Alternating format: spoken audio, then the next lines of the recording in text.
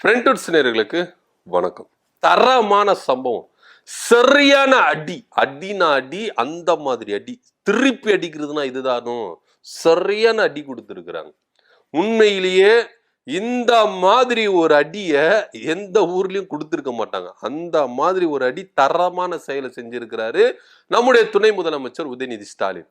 2 பேரை பங்கம் படுத்திருக்கிறாரு, வச்சு செஞ்சிருக்கிறாரு. இனி தலை தூக்க முடியாது அந்த அளவுக்கு என்ன பண்ணிருக்காங்க, வச்சு செஞ்சிருக்கிறாரு நம்முடைய துணை முதலமைச்சர் உதயநிதி ஸ்டாலின் அவர்கள். அதிமுகவையும் தமிழக வெற்றி கழகத்தையும் சூப்பரா லெப்ட் ஹேண்ட்ல டீல் பண்ணிருக்கிறாரு. உண்மையிலேயே இந்த வீடியோவை பார்த்தா 2 பேருடைய கொட்டமும் அடங்கிடும். அந்த ரேஞ்சுக்கு பதிலடி கொடுத்திருக்கிறாரு ஐயா உதயநிதி ஸ்டாலின் அவர்கள். என்ன அப்படின்னு பாத்தீங்கன்னா, தமிழக வெற்றி கழகம் அவங்களுடைய சிறப்பு பொதுக்குழு கூட்டத்துல பேச்சுகளை வாரி இறைச்சிருக்கிறாங்க. அந்த அளவுக்கு பேச்சு, வரலாற்று மாத்தி மாத்தி பேசுறாங்க, வன்முறையை தூண்டுற விதமா பேசுறாங்க. ரவுடி கட்சி அப்படின்னாலே அது தமிழக வெற்றி கழகம் தான், மேல்மட்ட நிர்வாகிகள ரவுடிகளா இருக்கிறாங்கப்பா அப்படின்ற ரேஞ்சுக்கு அவங்களுடைய பேச்சுகளுடைய வெளிப்பாடுகளா பயங்கரமா இருந்தது. இத விஜய் அவர்களும் ரசிச்சு பார்த்துட்டு இருந்தாரு.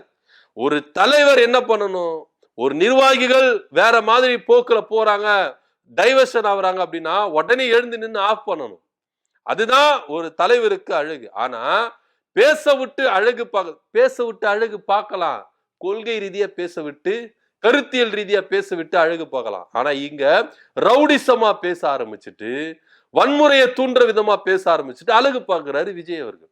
ஆனா ஒண்ணு நினைச்சாங்க, இவங்க பேசிய எக்ஸ்ட்ரீம் லெவல்ல போயிடுச்சு. என்ன நினைச்சாங்கன்னா, இது மாதிரி நம்ம பேசுறோம், திமுக நம்மள தொட்டுட்டா இதை வச்சு நம்ம அரசியல் பார்த்து வேற மாதிரி போயிடலாம். இவங்களுடைய கணக்கு எல்லாம் அடிச்சு தும்சம் பண்ணாங்க. அப்படி தவிடு பொடி ஆக்கிட்டாங்க. ஏன்னா நீங்க சேகர் பாபா அண்ணன் எடுத்துக்கங்க, அவர் என்ன பண்ணாரு, விஜய் பத்தி கேட்டா, நாட்டுல எவ்வளவு நடக்குது அதை பத்தி கேளுங்க, அரசியல் ரீதியா கருத்தியல் ரீதியா கொள்கை ரீதியா என்ன நடக்குது அதை பத்தி கேளுங்க, அவங்கள பத்தியில அதுக்கு பேச தட்டிட்டு போயிட்டாரு.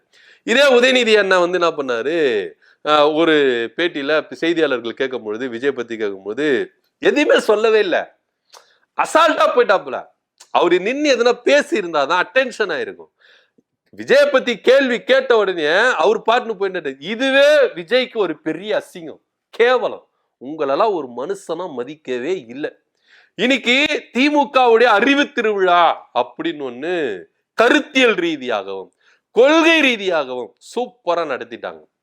அதாவது ஒரு கட்சி ஒரு மாணவர்களையோ இளைஞர்களையோ எப்படி வழி நடத்தணும், கருத்தியல் ரீதியா கொள்கை ரீதியா படிப்பு அறிவுல எப்படி வழி நடத்தணும் அப்படின்னு திமுக ஒவ்வொரு தடவையும் என்ன பண்ணிட்டு இருக்காங்க, உணர்த்திட்டு இருக்காங்க. இதே ஆதவர்ஜனா பேசினாரு. என்ன பேசினாரு, விஜய் வந்துட்டாரு அப்படின்னு தெரிஞ்சோடனே ஒரு கல்லூரியில இருந்து 5000 மாணவர்கள் ஓடினாங்க, வெட்டுக்கத்தி எத்துன்னு வர மாதிரி செல்போன் எடுத்துட்டு வந்தாங்க. இதெல்லாம் பேச்சா? அது இல்லாம நக்கீரன் கோபால தொட்டு பாரு, வந்து என் தலைவனை தொட்டு பாரு, காலேஜ் ஸ்டூடெண்ட் எல்லாம் இறக்கி அடிக்க விடும், இதுதான் உங்களுடைய இதுவா? இங்க திமுக அரசு ஒரு கல்லூரி மாணவனை, ஒரு பள்ளி மாணவனை அடுத்த கட்ட லெவலுக்கு எடுத்துட்டு போறது, காலை உணவு திட்டத்தை போடுறாங்க. தமிழ் புதல்வன் அந்த மாதிரி ஒரு திட்டத்தை கொண்டு வந்து என்ன பண்றாங்க, அடுத்த கட்ட லெவலுக்கு எடுத்துட்டு போறாங்க. ஆனா இவங்களுடைய போக்கஸ் எங்க தெரியுமா இருக்கு, சண்டைக்கு வா, அடி உத, இந்த ரேஞ்சில தான் தமிழக வெற்றி கழக இளைஞர்களை வழிநடத்துறது. ஆதவர்ஜுன பேச்சுல ரொம்ப தெள்ள தெளிவா தெரிஞ்சிருக்கலாம்.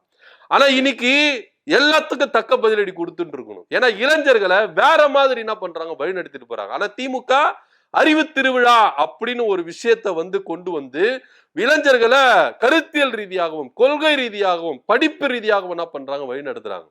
அந்த பேச்சுல சொல்றாரு, இப்போ ஒரு இடத்துல எக்ஸிபிஷன் நடத்துறாங்க, ஒரு செட்டு ஒண்ணு போடுவாங்க, தாஜ்மஹால் செட்டோ இல்ல ஏதோ ஒரு செட்டு போடுறாங்க. அந்த இடத்துல என்ன பண்ணுவோம்னா கூட்டம் கூட தான் செய்யும். ஏன்னா நம்ம ஊருக்கு தாஜ்மஹால் வந்துருச்சு, நம்ம ஊருக்கு இந்த மாதிரி அதிசயம் 8 அதிசயத்துல வந்திருக்கு, வாங்க போட்டோ எடுத்து, கூட்டம் கூடும். அது மாதிரிதான் ஒரு சிலர் பேஸ்மெண்ட் இல்லாம கட்சி ஆரம்பிச்சுட்டு கூட்டத்தை கூட்டி நாங்க அடுத்து வந்துட போறோம் அப்படின்னு சொல்றாங்க. அது எல்லாம் அட்டை அப்படின்னு ஊதி விட்டாலே பறந்துடும் அப்படின்னு அசால்ட்டா பேசியிருக்காப்புல. அந்த பேச்சை கேட்டாலே எல்லாருக்குமே தெள்ள தெளிவா தெரியும். அவருக்கு அதாவது தமிழக வெற்றி கழகம் அப்படின்னு மென்ஷன் பண்ணலன்னா கூட ஆனா அவங்களதான் சொல்றாங்க. இன்னைக்கு பேஸ்மெண்டே இல்ல தமிழக வெற்றி கழகத்துக்கு. என்ன பேஸ்மெண்ட் இருக்கு? விஜய் கட்சியில இருந்திருக்கிறாரா? கட்சி எதனா ஒரு கட்சி கொள்கை ரீதியில இருந்திருக்கிறாரா? அடிப்படை உறுப்பினரா இருந்திருக்கிறாரா? இப்போ எல்லாருமே கேக்குறாங்க, உதயநிதிக்கு முதல்வர் ஸ்டாலினை விட்டா வேற என்ன? அவங்க அப்பாவை விட்டா அவருக்கு என்ன அடையாளம் இருக்கு? அவர் ஆரம்பத்துல இருந்து திமுக இருந்திருக்கிறாங்க ஐயா. திமுக இருந்திருக்கிறாரு, பிரச்சாரங்களை மேற்கொண்டிருக்கிறாரு, எல்லா விஷயத்தையும் செஞ்சிருக்கிறாரு. அது யாருமே பேசல, யாருக்கு தெரியல. ஏன் இப்போ எம்ஜிஆர் எடுத்துக்கிறாங்க, எம்ஜிஆர் வரலையா, ஜெயலலிதா வரலையா, இவங்க எல்லாருமே திராவிட கொள்கையில இருந்திருக்கிறாங்க. திமுகவுல பேஸ்மெண்ட். விஜய் அவர்களுக்கு என்ன பேஸ்மெண்ட் இருக்கு? விஜய் எந்த கட்சியில உறுப்பினரா இருந்தாரு? எந்த கட்சியில இருந்தாரு? அவரு எந்த கொள்கையை பின்பற்றினாரு? கேள்வி இருக்குல்ல. நிச்சயமா ஈழத் தமிழர்களுக்கு நிதி திரட்டணும் அப்படின்னு சத்யராஜோட மேக்கப் மேன் அவர் அதிகமான தொகையை கொடுக்கிறாரு. விஜய் 500 ரூபாய் கொடுக்கிறாரு. இதுதான் விஜய் அரசியல் வகைப்படுத்தப்பட்டது. ஆனா இன்னைக்கு கச்சத்தீவை பத்தி பேசுற, ஈழத்தமிழரை பத்தி பேசுற, தைரியமா பேச முடியுதா விஜயால? பேச முடியாது. ஏன்னா அவருடைய அறிவு அதுலதான். அவருடைய அரசியல் எப்படின்னா திமுக வீழ்த்தி ஆட்சியை பிடிச்சிடணும். பேஸ்மெண்டே இல்லையா உங்க கிட்ட? Basement weak, building strong. என்ன பிரயோஜனம்? ஒரு லைட்டா இப்படி அசைவு வசந்தா போதும், பில்டிங் விழுந்துடும். பேஸ்மெண்ட் ஸ்ட்ராங்கா இருக்கணும். ஆனா இன்னைக்கு திமுகவுக்கு பேஸ்மெண்ட் இருக்கு, அதிமுகவுக்கு பேஸ்மெண்ட் இருக்கு, எல்லா கட்சியிலும் இங்க பேஸ்மெண்ட் இருக்கு. தமிழக வெற்றி கழகத்துக்கு என்ன பேஸ்மெண்ட் இருக்கு? கேள்வி இருக்குல்ல. அசால்ட்டா டீல் பண்ணிட்டு போயிட்டா போல. இந்த ஒரு எக்ஸ்பிளனேஷன் போதும் விஜய எப்படி டேமேஜ் பண்ணணும்னு. அண்ணன் உதயநிதி ஸ்டாலின் அவர்கள் சூப்பரா என்ன பண்ணிருக்காரு, வச்சு செஞ்சிருக்காரு. அடுத்தபடி அதிமுக பார்த்தா எனக்கு ரெண்டு விஷயம் தான் ஞாபகம் வருது. ஒன்னு காலு, ஒன்னு காரு. ஈஸியா அசால்ட் பண்ணிட்டு போயிட்டாப்புல. இன்னைக்கு அதிமுக இருக்கிறவங்க உதயநிதி ஸ்டாலின் அவர்களை எப்படி வசை சொற்கள் கொண்டு என்ன பண்றாங்க, பேசுறாங்க. ஏன் எடப்பாடி பழனிசாமி முதற்கொண்டு, ஏன்னா அவரு சிஎம்ஏ ஒருமையில பேசணுரு, அவருக்கு நம்ம சொல்லிக் கொடுக்க தேவையில்ல. ஆனா இங்க உதயநிதி ஸ்டாலின் அவர்கள் கொள்கை ரீதியா, கருத்தியல் ரீதியா உங்களை எப்படி தார்மீகமா எப்படி சூப்பரா கையாளுறாரு, ஹேண்டில் பண்றாரு.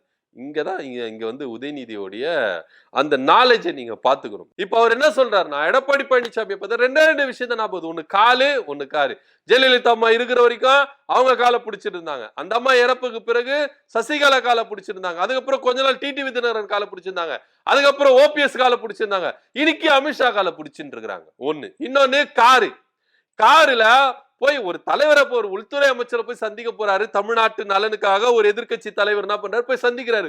தைரியமா போய் சந்திச்சுட்டு வர்றதுன்னா எதுக்கு காரை மாத்தி போயிட்டு சந்திச்சுட்டு வரணும், முகத்தை மூடின்னு வரணும்? இந்த மாதிரி ஒரு வேலையெல்லாம் எடப்பாடி பழனிசாமி பார்த்தா எனக்கு சிரிப்பு வருது அப்படின்னு சொல்ல. உண்மையிலேயே அண்ணன் உதயநிதி ஸ்டாலின் அவர்கள் பாராட்டணும். எடப்பாடி பழனிசாமி டீமு, அதிமுகவை எல்லாருமே என்ன பண்ணும், உதயநிதியை பாராட்டணும். ஏன்னா உங்கள கூட நீங்க சொல்லியிருக்க மாட்டீங்க நிரந்தர பொதுச் செயலாளர். அண்ணன் சொல்லிட்டார் நிரந்தர பொதுச் செயலர். ஏன்னா எடப்பாடி பழனிசாமி நிரந்தர பொதுச் செயலாளரா இருந்தா திமுக சூப்பரா வெற்றி அடைஞ்சிரும், எங்களுக்கு நாங்க பிரச்சாரம் பண்ண தேவையில்லை, சூப்பரா சொல்லியிருக்காருங்க. நீங்க அவருக்கு அப்ரிசியேட் பண்ணணும். நீங்க இது வரைக்கும் எடப்பாடி பழனிசாமி டீம்ல இருக்கிறவங்களுக்கு யாருக்காவது அந்த யோசனை வந்துதா, நிரந்தர பொதுச் செயலாளர் அப்படின்னு? அண்ணன் உதயநிதி ஸ்டாலின் அவர்கள் சொன்னார்ல, நிரந்தர பொதுச் செயலாளர் எடப்பாடி பழனிசாமி. உங்களுக்கு அவரே என்ன பண்ணிட்டாரு, பதவி சூட்டிட்டாருங்க. அவருக்கு நீங்க வாழ்த்து தெரிவிக்கணும். எடப்பாடி பழனிசாமியை நிரந்தர பொதுச் செயலாளர் என்று அனௌன்ஸ்மெண்ட் பண்ண உதயநிதி ஸ்டாலின் அவர்களுக்கு நன்றி. போஸ்டர் ஒட்டுங்க. உங்களுக்கு கூட யோசிக்க தெரியல, அவருக்கு யோசிச்சாரு. சோ இப்படியா எடப்பாடி பழனிசாமியும் விஜய் அவர்களையும் சூப்பரா லெப்ட் ஹேண்ட்ல டீல் பண்ணிருக்காரு. தரமான சம்பவம் பண்ணிருக்காரு. இதுக்கப்புறமும் கருத்தியல் ரீதியா, கொள்கை ரீதியா தமிழக வெற்றி கழகம் பேசணும், கத்துக்கங்க. உண்மையிலேயே சொல்றேன், விஜய் அவர்கள், தலைவர் விஜய் அவர்களும் அவர் கூட இருக்கிற நிர்வாகிகளும் கொள்கை ரீதியா எப்ப பேச போறீங்க, கருத்தியல் ரீதியா எப்ப பேச போறீங்க? உங்க கிட்ட பேச்சாளர்கள் இருக்கிறாங்க. ராஜ்மோகன் அவர் எல்லாம் சூப்பரா பேசுவார். அவரை பேச விடுறீங்களா? அவர் ஆங்கர் மாதிரி தானே என்ன பண்றீங்க, யூஸ் பண்றாங்க.